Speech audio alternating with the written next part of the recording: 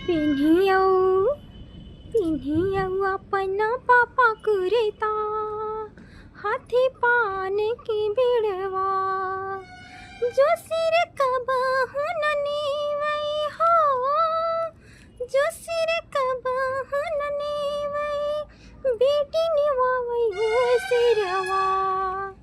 पिन्हियौ पिन्हियौ अपना चाचा कुर्ता, हाथी पान की बिरवा, पिन्हियौ अपना चाचा कुर्ता, हाथी पान की बिरवा, जो सिर कबहु न नीवै हो, जो सिर कबहु न नीवै, बेटी निवावै हो सिरवा।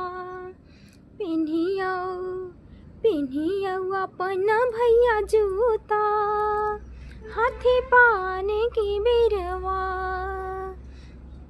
जो सिर कबहु न नीवै हो, जो सिर कबहु न नीवै, बहिनी निवावै हो सिरवा।